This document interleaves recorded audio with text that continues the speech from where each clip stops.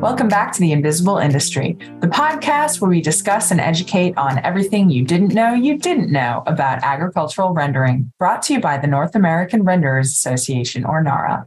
I'm your moderator, Anna Wilkinson. I'm the Vice President of Communications for NARA, and on today's episode, we're talking about a very exciting topic for all of us here in the rendering industry, National Rendering Day.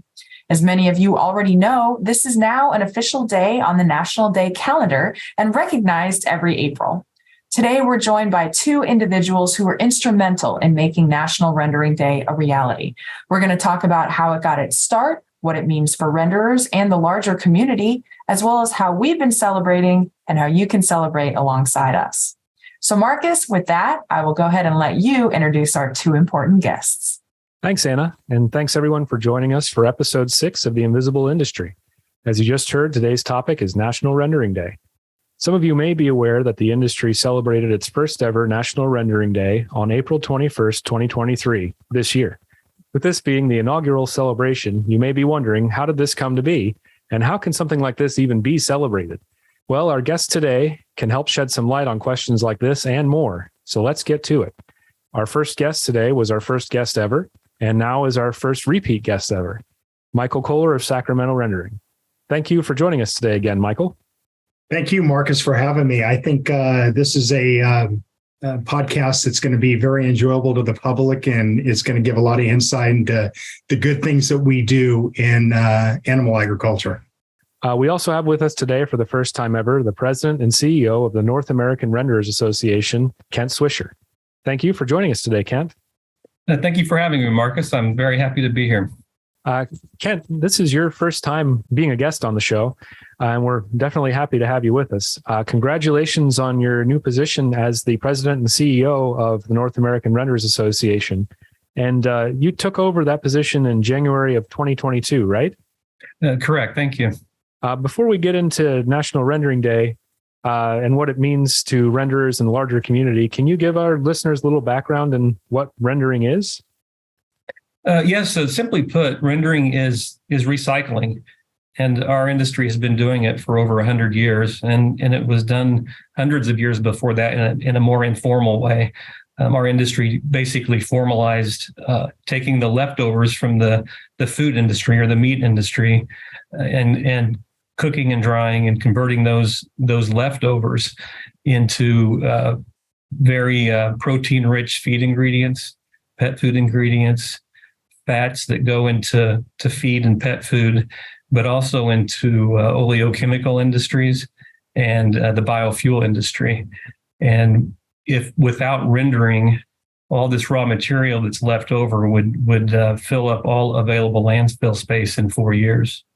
So obviously, sustainability is a core of rendering's message and what rendering does. Can you tell us more about why rendering is so sustainable? Well, another real quick response to that is that rendering sequesters 5 times more greenhouse gases than it emits. So in many ways, we're part of the circular bioeconomy. If you look at our production process, we take what is not eaten, it's converted into protein-rich feed ingredients and go back into the pet food livestock chain. So in certain states like California, they have a low carbon fuel standard where their people have decided we want to lower our carbon intensity, lower our carbon footprint. And life cycle analysis is done on every biofuel plant that uses our and other raw materials, and we have the lowest carbon intense feedstock that go into those programs, which in turn allows those states that have low carbon fuel standards to lower and meet their carbon intensity goals over time. As some of our listeners may know, Michael, you were our first podcast guest ever back on our first episode in October of 2021. We just want to say welcome back and thanks for joining us again. Thank you, Marcus. Pleasure to be here. Michael, you were the North American Renderers Association member who originally suggested the idea of having a national day dedicated to rendering. Can you tell us about that and what what made you come up with the idea and why you wanted to follow through with it? Marcus, I've thought about this for a number of years and actually suggested it a couple years ago, but it wasn't until really this year where a lot of issues regarding rendering came to the forefront. And I thought to myself, we have National Donut Day. We probably have National Donut Hole Day. I mean, why not a day for rendering that highlights the good things that we do for climate change and the environment? I think that's an excellent cause, and I think that definitely makes it worthy of having its own day, with what the good that it does for the country and the world, really. You also lobbied for National Rendering Day to be near Earth Day. Of course, National Rendering Day has been recognized as April 21st, which is the day before Earth Day. But can you tell us why it was so important to you to have National Rendering Day so close to Earth Day? Yeah, I'm, one to think about a lot of things like that. And I kind of really think that when you think about it and the contributions that the rendering industry makes to the earth, in terms of minimizing greenhouse gases and organic reduction in landfills and our contribution to biofuels, is that it really adds to the whole point of Earth Day. And by us being next to, either before or after, it really shows and highlights our contribution to that day that everybody around the whole world celebrates, and promotes, good things to our environment. So I thought it was worthy that we're kind of in the same general vicinity of Earth Day so we can celebrate it at the Earth time. Now, I tend to exaggerate, but when you break it right down, I mean, without rendering, you have a lot of things going wrong with the Earth and its climate. So why not put National Rendering Day right next to Earth Day? So once the idea to have a day dedicated to rendering was put out there, how did National Rendering Day come to be on NARA's end? Now that it's an officially recognized and featured day on the national calendar, what was the process that you had to go through? What hoops and bureaucratic and red tape and such did you have to deal with in order to make it happen? Well, Anna took the reins on that one and did a wonderful job. There was a lengthy process of applying and being approved, that we met the criteria for the National Day calendar, and Michael Koewler wanted to have it on the same week as Earth Day, as we described earlier, which makes sense because we are sustainability defined. And so after we had our day recognized, we contacted some of our representatives on the Hill because of the benefit to society on what we do. We felt it important that our regulators and government officials should know. And we were put on, there were some comments on record recognizing the day, and some congressmen and senators put out social media posts about the day as well.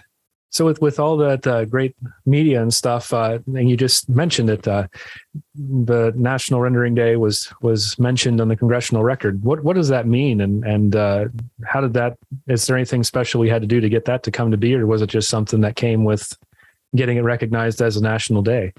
Well, we reached out we had our members reach out to their representatives. So members that have plants in certain districts would reached out to their representatives and explain the importance of the day, and those representatives chose in different forms. Like I said, there was some statement on the record for the day in Congress.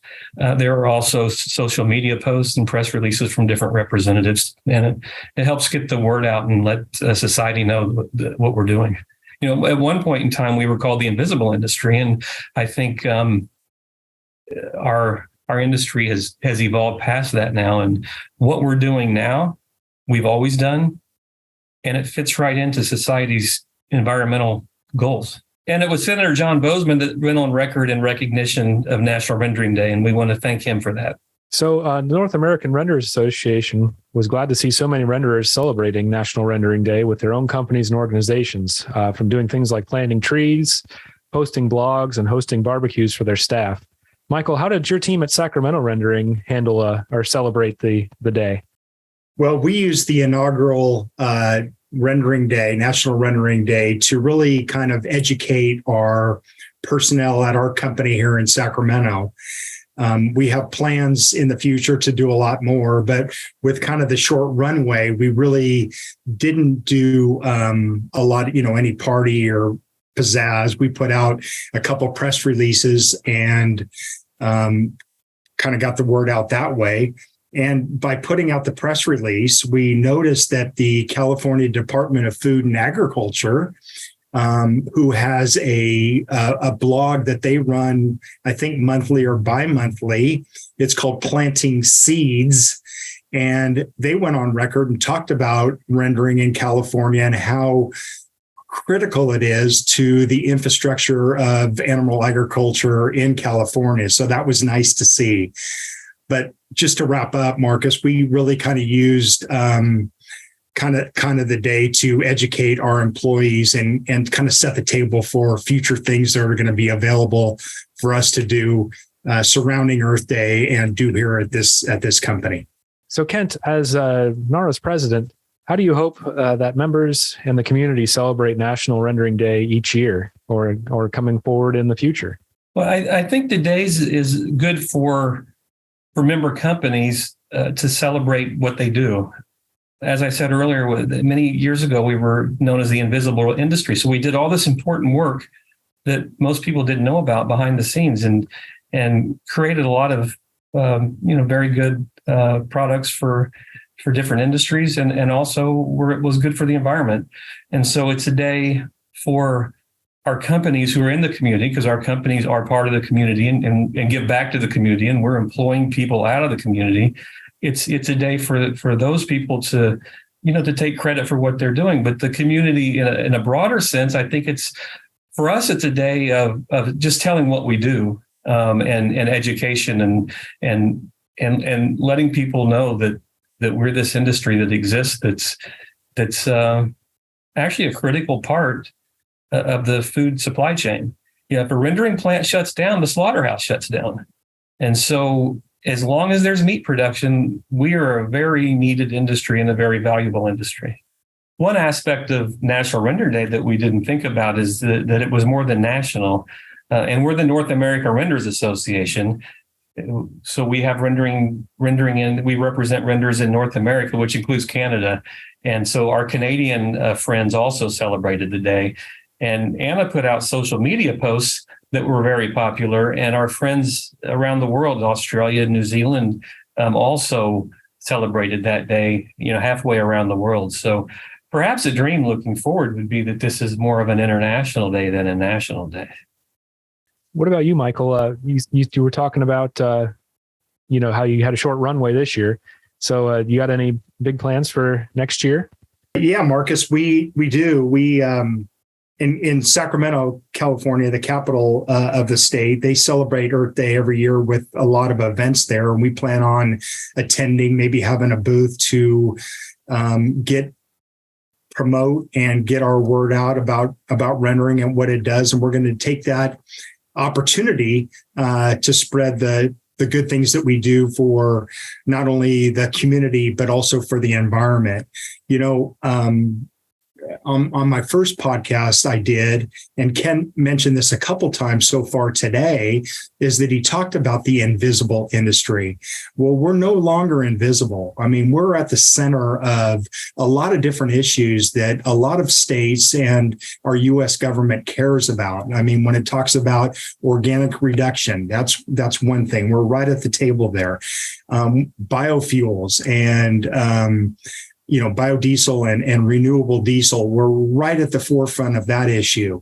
Sustainability, we're right at the forefront of that issue too. So there's a lot of benefits that the rendering industry provides. And because we've kind of grown in our ability to get the word out and kind of promote ourselves and make people understand how critical we are to these different industries, we're going to use that opportunity to get the word out and further affirm what a critical role we play in agriculture. It's great that you bring up the invisible industry. That is the name of the podcast. So now you're making me rethink. Maybe we need to look at changing it to the more visible or not so invisible, sustainable industry or something along those lines. I don't know. So Kent, what was your favorite celebration or piece of news that you saw from the day?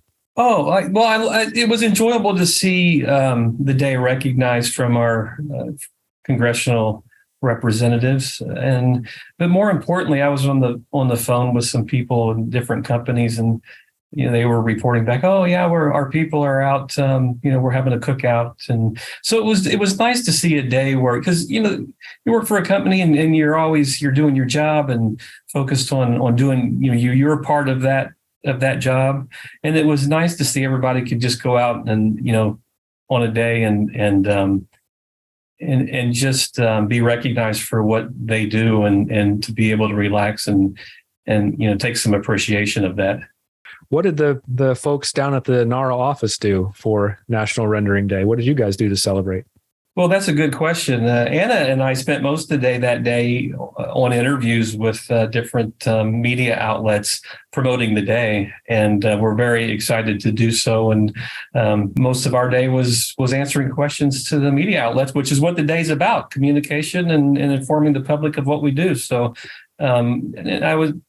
your question earlier, what did you enjoy most? And I had totally forgotten about the interviews. The interviews were probably one of the most enjoyable parts of that day for me.